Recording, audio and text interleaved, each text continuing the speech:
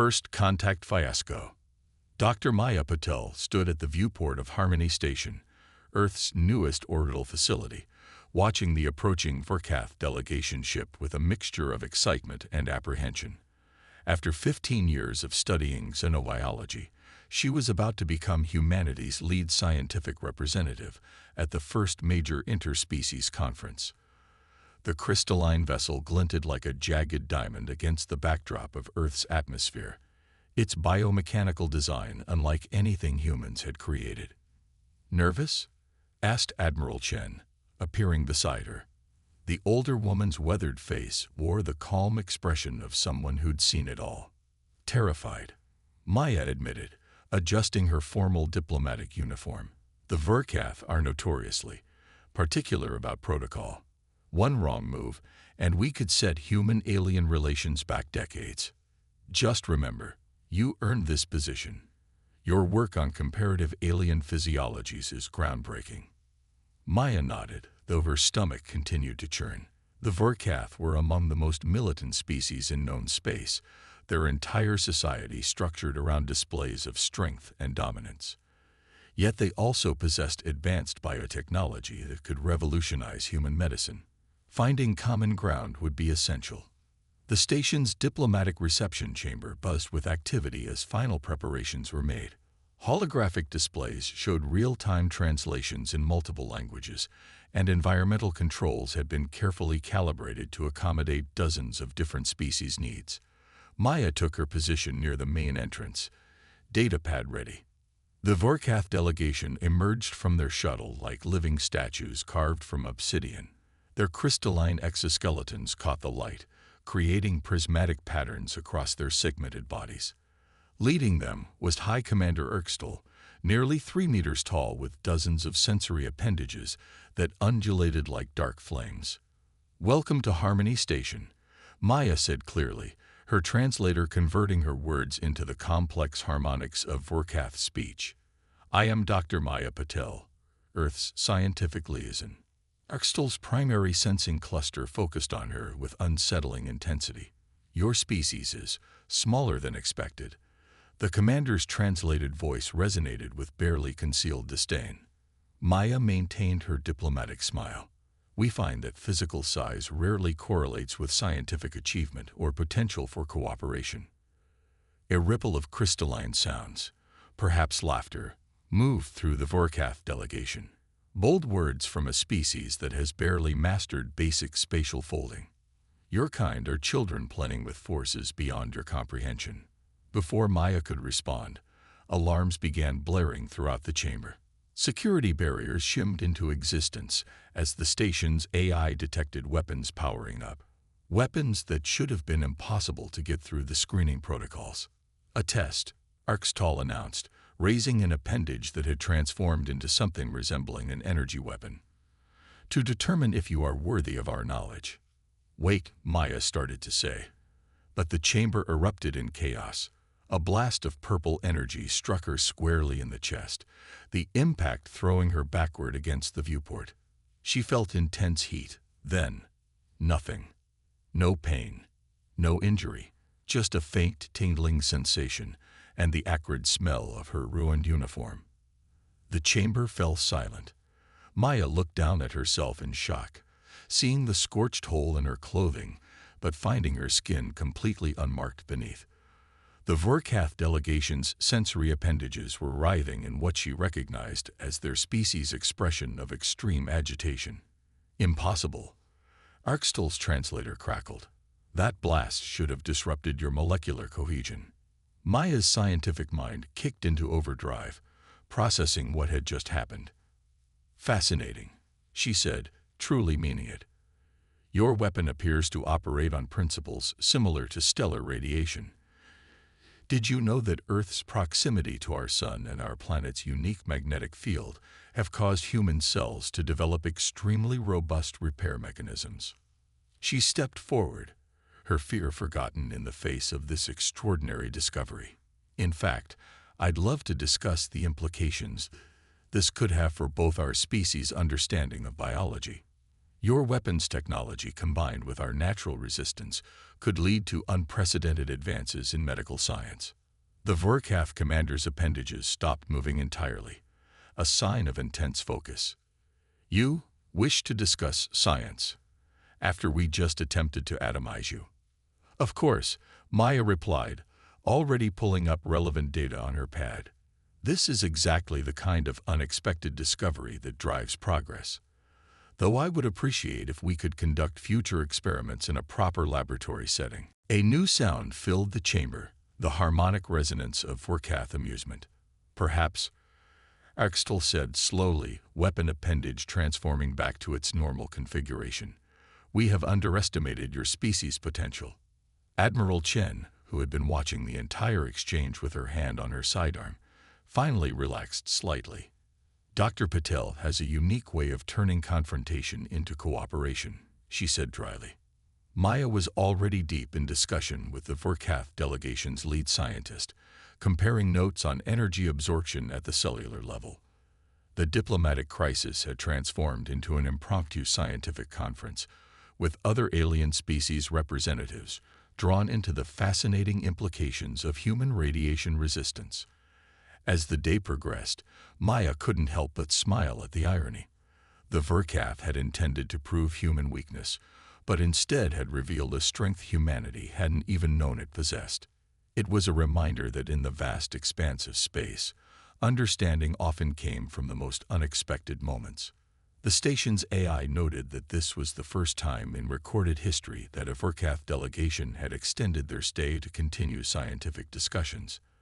As Maya arranged for proper laboratory space and equipment to be prepared, she reflected that sometimes the best defense wasn't weapons or shields, but simple human curiosity and adaptability. And if she needed to requisition a new uniform or two along the way, well, that seemed a small price to pay for advancing interspecies cooperation. The truth beneath, the laboratory aboard Harmony Station hummed with activity as Dr. Maya Patel peered through a quantum microscope at her own cells. 3 weeks had passed since the incident with the Vorkath delegation, and what started as a diplomatic crisis had evolved into the most significant xenobiological research project in human history. Remarkable, said Zeklar, the Vorkath chief scientist who had been assigned to work with her. Unlike his military counterparts, his crystalline exoskeleton was adorned with delicate instruments rather than weapons. Your cellular structure appears to have properties we've only observed in deep space extremophiles. Maya adjusted the microscope's resolution, watching as her cells efficiently absorbed and redistributed the test energy beam. Earth's background radiation levels are higher than most habitable worlds, she explained. We evolved in an environment that would be considered hostile by many species standards. Yet you show no signs of genetic degradation. Zeklar's sensory appendages wavered in what Maya had learned was scientific excitement. Your DNA repair mechanisms are unlike anything in our database. The laboratory door slid open with a soft hiss as Admiral Chen entered, accompanied by 2 stern-looking Vorkath military officers. Maya recognized one as Commander Axtell from their first encounter. Dr. Patel, Chen said, her expression tight. We need to discuss the security implications of your findings. Maya straightened from the microscope, noting the tension in the room. Of course, we've made some fascinating discoveries about human cellular resilience. Discoveries that could destabilize the entire balance of power in this sector. Axtell interrupted, his translator barely containing the harmonic undertones of agitation. Your species' natural resistance to energy weapons makes you a potential threat to galactic security. A threat? Maya blinked in surprise. We're talking about a defensive adaptation, not a weapon. The applications for medicine alone could be repurposed for military enhancement. One of the other Vorkath officers cut in. Your kind could become virtually invulnerable to our primary means of defense. Zeklar's instruments retracted slightly, his species equivalent of a frown. With respect, Commander, you're overlooking the potential benefits. Human cellular regeneration could revolutionize our treatment of radiation sickness, protect our deep space explorers. Or create soldiers immune to our weapons, Arkstal countered. The military council will not allow this research to continue without restrictions. Admiral Chen stepped forward, her voice cold. The Vorkath military has no authority to restrict Earth's scientific research, especially regarding our own biology. Maya watched the exchange with growing concern. She'd seen this pattern before in Earth's history, fear of the unknown leading to conflict rather than cooperation. But there had to be a way to bridge the gap. What if, she said carefully, we approached this from a different angle? Yes, humans have evolved these defenses, but we've also evolved something equally important, the desire to share knowledge rather than hoard it. She watched as Zeklar engaged in rapid discussion with scientists from 3 different species, their earlier suspicion replaced by professional curiosity. The separatists had tried to prove that different species couldn't coexist safely. Instead, they had catalyzed exactly the kind of cooperation they had feared. There will be more challenges, Chen warned. Change never comes easily. No, Maya agreed, already making notes for their next research phase. But that's exactly why we need to keep pushing forward, because every challenge is also an opportunity to prove that we're stronger together than apart. As the council session continued, Maya couldn't help but smile at the irony. The separatists had attacked because they feared human adaptation would make other species obsolete. Instead, they had helped prove that true adaptation meant learning to combine strengths rather than compete over them. It wasn't the end of the story. There would always be those who chose fear over cooperation. But it was a beginning, a demonstration that humanity's greatest strength wasn't its physical adaptations, but its ability to turn differences into advantages and enemies into allies. Bridge between stars. 1 year after the Taz City incident, Harmony Station had transformed. What began as a simple diplomatic outpost had evolved into the galaxy's premier center for collaborative research, its corridors filled with representatives from dozens of species working together on projects that would have been impossible just months before. Dr. Maya Patel stood in her favorite observation lounge, watching a Vorkath crystal ship dock alongside vessels from 6 other species. The ship's crystalline hull now incorporated elements of human-inspired radiation shielding, its iridescent surface a testament to successful cooperation. Quite a change from your first diplomatic reception, Admiral Chen said, joining her at the viewport. The Admiral's uniform now bore the insignia of the newly formed Joint Species Defense Initiative.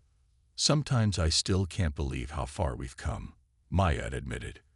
Remember when the Vorkath thought shooting me was a good way to start negotiations? To be fair, that did lead to our biggest breakthrough. Chen's eyes crinkled with amusement. Though I'd prefer if we find less dramatic ways to advance science in the future. Their conversation was interrupted by Zeklar's arrival. The Vorkath scientist's crystalline form had become a familiar sight in the station's halls, though today he seemed particularly animated. Maya, Admiral, you need to see this. His translator barely kept up with his excitement as he projected a holographic display. The latest tests on the hybrid shielding technology have revealed something extraordinary. The display showed a complex network of energy patterns, human cellular structures interacting with Vorkath crystals, and technologies from 6 other species. But there was something new, a resonance pattern Maya had never seen before. Is that quantum entanglement across biological barriers? She asked, leaning closer. Better, Zeklar's crystals chimed with excitement. It's spontaneous adaptation. The combined technologies aren't just working together, they're evolving together, creating new solutions we never programmed. Admiral Chen studied the display with military precision. Any defensive applications? That's just it, Maya said, understanding dawning as she analyzed the data. It's not just about defense anymore. The integration of different species technologies is creating entirely new possibilities. Look here. She highlighted a particular pattern. This could revolutionize faster than light travel. And here, this has implications for terraforming, medical treatment, even environmental restoration. The council will want to review this immediately, Chen said, already reaching for her communicator. But Maya held up a hand. Wait, before we present this, I think we need to invite someone else to participate. She pulled up a star chart, indicating a particular system. The separatists who attacked Ta City. They've been refusing all contact, convinced we're going to use our combined technology against them. Zekler's form dimmed slightly. They will not welcome an approach. Probably not, Maya agreed. But look at these readings. Their isolation means they're missing crucial developments in crystal matrix technology. Their ship's efficiency must be dropping, their colonies struggling with radiation exposure. We can help them. You want to offer assistance to those who tried to destroy your research. Chen's voice was carefully neutral. I want to show them what real strength looks like, Maya replied. Not dominance or resistance, but the ability to adapt and grow together. Besides, she added with a small smile, it worked on you, didn't it, Zeklar? Or destroy us all, Krell countered. What happens when they develop immunity to all our weapons? When they can walk unharmed through our strongest defenses, their very biology makes them too dangerous to trust. Maya watched as more representatives nodded in agreement, fear overwhelming reason. She had seen this coming, had warned Earth's government that this reaction was likely, but seeing it unfold still felt like a nightmare. Then she noticed something. While many representatives displayed fear or hostility, others showed different reactions. The Orcs delegates' compound eyes revealed scientific curiosity. The Merilei representatives' neural patterns suggested deep thought rather than knee-jerk fear. Distinguished representatives, Maya said, her voice carrying new confidence. I'd like to show you something. She activated her quantum projector, displaying a complex molecular structure above the chamber floor. This is a standard radiation shield used in deep space vessels. And this, she added another image, is what happens when we apply our understanding of human cellular resistance to improve it. The demonstration was dramatic. The enhanced shield didn't just block radiation. It absorbed and redistributed it, creating a more efficient and longer-lasting protection. This is just one application we've developed in partnership with Vorkath scientists. Not a weapon, but a defense that can protect all our species. And we're supposed to trust that you'll only use these discoveries defensively. Krell demanded. Trust isn't given, it's earned, Admiral Chen interjected. Which is why we propose establishing a joint scientific oversight committee. All participating species would have equal access to research and development of these technologies. The chamber erupted in discussion. Maya could see the coalition of fear beginning to fracture as more practical considerations took hold. The Orcs delegate was already discussing potential applications with their scientists. The Merilei representative was calculating the economic benefits of improved radiation shielding. But Krell wasn't finished. Pretty words and promises, but what guarantee do we have? Your kind evolved on a death world, developed resistances that make you virtually invulnerable to our standard weapons. How can we ever be sure you won't use this advantage against us? Because we understand something you seem to have forgotten, Maya replied, her voice quiet but carrying to every corner of the chamber. True strength isn't about being invulnerable. It's about recognizing that we're all vulnerable in different ways and choosing to protect each other rather than exploit those vulnerabilities. She gestured to the various representatives. Each of your species has unique abilities that could be seen as threats. The Sildari can manipulate quantum fields with their minds. The hegemony can survive in environments that would kill most organic life. The Vorkath can reshape their very bodies into living weapons. Yet we're not here demanding you be contained or controlled. Instead, she continued, we're offering to share what we've learned. To work together to turn a quirk of human evolution into a benefit for all species. Yes, humans are resistant to energy weapons. We're also curious, adaptable, and committed to finding solutions that help everyone. The question isn't whether we're dangerous. Any spacefaring species is potentially dangerous. The question is what we choose to do with our capabilities. The chamber fell silent as her words sank in. Maya could see the shift in the room, not complete acceptance, but a willingness to consider alternatives to fear and containment. Finally, the Orcs delegate spoke. I move that we table any discussion of containment measures and instead focus on establishing protocols for joint research and development. Seconded, came the immediate response from the Morelli representative. As the vote began, Maya felt a touch on her arm. Admiral Chen was smiling slightly. "Well done," she murmured. "Though I suspect this isn't over." Maya nodded, watching as the coalition of fear began to crumble in the face of scientific and economic opportunity. But she knew the Admiral was right. This was just the beginning. Somewhere out there, those who preferred fear to cooperation were surely already planning their next move. But for now, humanity had won the right to prove itself through actions rather than words. It was a start, and sometimes that was all you needed. Understanding through science. Deep in the newly established Joint Species Research Center on Harmony Station, Dr. Maya Patel and Zekler worked in comfortable silence. The laboratory they shared had been specially designed to accommodate both human and Vorkath physiological needs, a physical representation of their growing cooperation. "There," Maya said, adjusting the quantum resonance scanner. "Look at how the human cells are interacting with the Vorkath crystal matrix." Zekler's sensory appendages quivered with excitement as he studied the display. Where human cellular material met Vorkath crystalline structures, something extraordinary was happening. Instead of rejection or destruction, the two were forming a stable interface. "The implications are staggering," Zekler said, his translator struggling to convey his enthusiasm. "Your cellular radiation resistance combined with our crystalline energy manipulation, we could revolutionize everything from medical treatment to space travel." Maya nodded, already running calculations on potential applications. The composite material could create shielding that not only blocks harmful radiation, but actually converts it into useful energy. Deep space exploration would become significantly safer for all species. Their discussion was interrupted by a priority alert. Admiral Chen's holographic form appeared in the lab, her expression grave. "Doctor, we have a situation. A group of separatist Vorkath vessels just attacked one of our research outposts in the Ta City system." Maya felt her stomach drop. Casualties? None, thankfully. The station's new hybrid shielding held.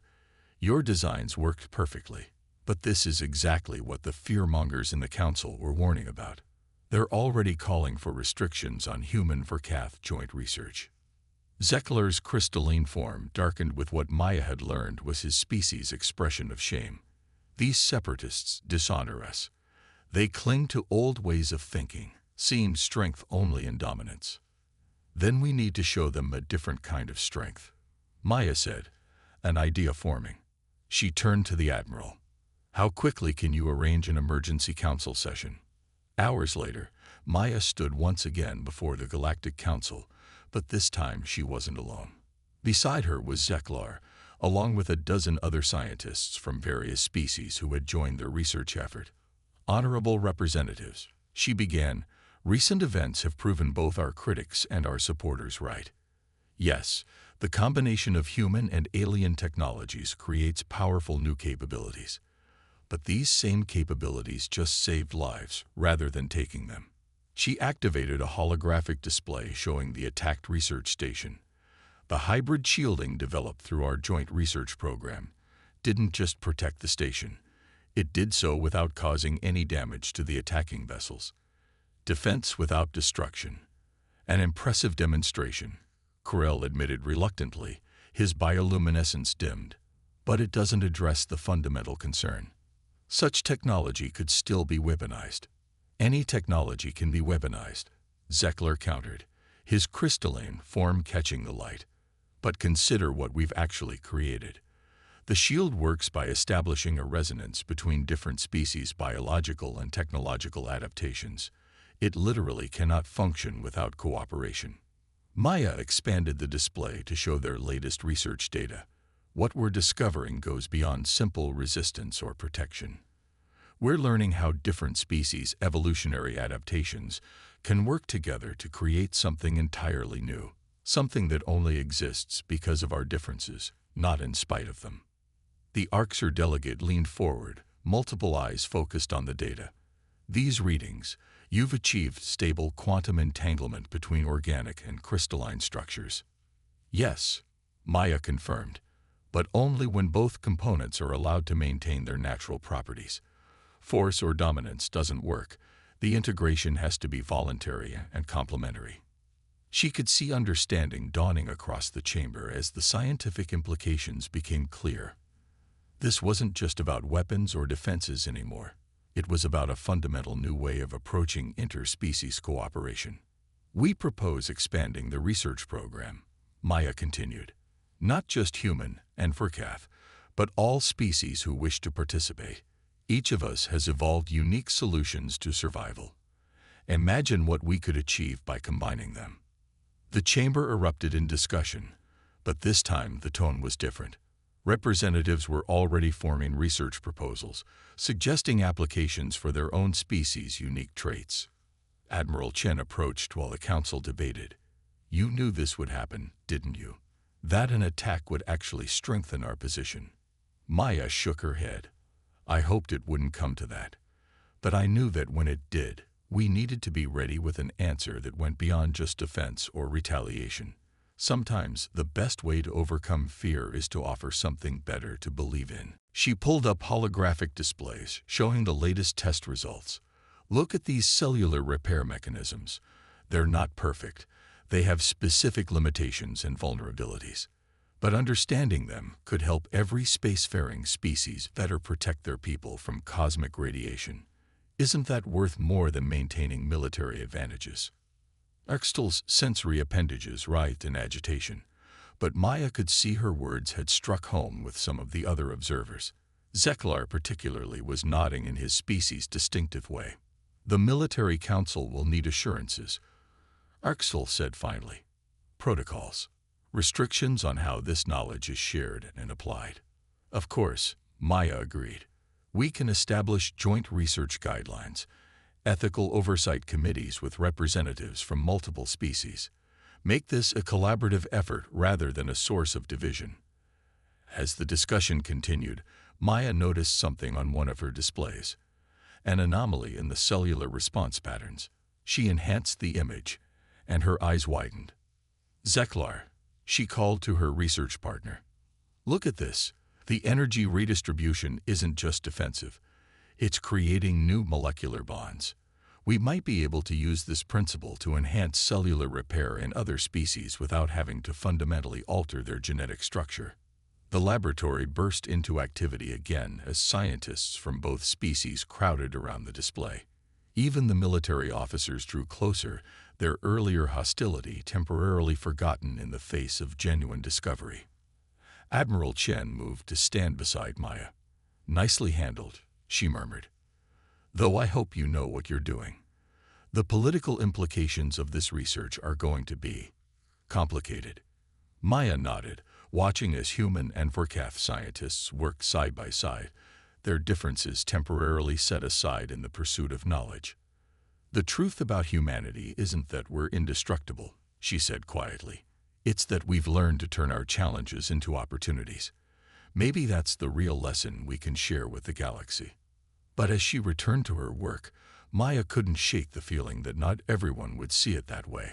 Somewhere in the vast expanse of space, other forces were surely already calculating the implications of humanity's unique abilities, and not all of them would be interested in scientific cooperation. The question was, could the promise of shared knowledge overcome the instinct for fear and dominance? As Maya looked at her cellular display, watching human and alien cells interact in ways previously thought impossible, she chose to believe it could. After all, adaptation wasn't just about survival. It was about finding new ways to thrive together. Coalition of Fear, the Grand Chamber of the Galactic Council, was designed to inspire awe. Its vast dome captured the light of 1,000 stars, while quantum projectors created the illusion of floating in space itself. But today, Dr. Maya Patel found no comfort in its magnificence. She stood before representatives of 17 spacefaring civilizations, all gathered to decide whether humanity represented an unprecedented threat to galactic peace. The evidence is clear. Ambassador Corell of the Sildari Confederation declared, his bioluminescent form pulsing with agitation. These humans are not merely resistant to our weapons. They are actively studying ways to enhance this capability. They must be contained before they can threaten our civilizations. Maya fought to keep her voice steady as she addressed the chamber. With respect, Ambassador, you're misinterpreting our research. We're studying cellular regeneration to heal, not to harm. The applications for treating radiation sickness alone could save millions of lives across all species. So you claim, rumbled Representative Doxon of the hegemony, his metallic scales clicking. Yet our intelligence suggests Earth's military has already begun incorporating these discoveries into their defense systems. Admiral Chen, standing beside Maya, stepped forward. Of course we have. Just as every species here has adapted their defenses based on scientific discoveries. But we've also openly shared our findings with our research partners, including the Verkath. A murmur rippled through the chamber at this reminder. The Verkath were notorious for their military secrecy, yet they had indeed been working openly with humans on this project. Zeklar, who had insisted on accompanying the Earth delegation, despite his superior's reservations, raised his crystalline form to address the council. I can attest to the humans' commitment to collaborative research. Their cellular adaptations offer possibilities that could benefit all our species. The Vorkath scientists' crystals chimed with laughter. Indeed, I once thought humans were primitive beings barely worth studying. Now I know better. You are primitive beings who ask the most fascinating questions. The joke, unthinkable a year ago, drew chuckles from all three of them. It was a small thing, but it represented something profound. The ability to move past fear and prejudice to find common ground. Hours later, Maya stood before the Galactic Council once again, but this time the chamber felt different. Where once there had been suspicion and fear, now she saw curiosity and cautious optimism. Even Corell, once their strongest critic, watched with interest as she presented their findings. What we've discovered isn't just a new technology, she explained, showing the quantum resonance patterns. It's a new way of thinking about adaptation itself. Each of our species evolved different solutions to survival. By combining them, we're not just solving old problems, we're discovering possibilities none of us could have imagined alone. She gestured to the gathered representatives. The separatists who attacked us weren't wrong to be concerned about change. Change is always frightening, but they forgot something crucial. Adaptation isn't about becoming invulnerable. It's about learning to thrive in an ever-changing universe. And the best way to do that is together. The Council's approval of their proposals was nearly unanimous. Resources were allocated not just for research, but for outreach to isolated and suspicious species. The Joint Species Research Center would expand, becoming a model for similar facilities throughout known space. Later, watching ships of various species departing and arriving through Harmony Station's quantum gates, Maya reflected on how far they'd come. Humanity's apparent weakness, evolving on a radiation-bombarded world, had turned out to be not just a strength, but a bridge between stars. Ready for the next challenge? Zeklar asked, joining her at the viewport. The Orcs have proposed an interesting project involving quantum biology. Maya smiled, already making mental notes. Always. After all, that's what humans do best. Adapt, explore, and turn the impossible into opportunity. Outside the station, a ship of unique design prepared for its maiden voyage.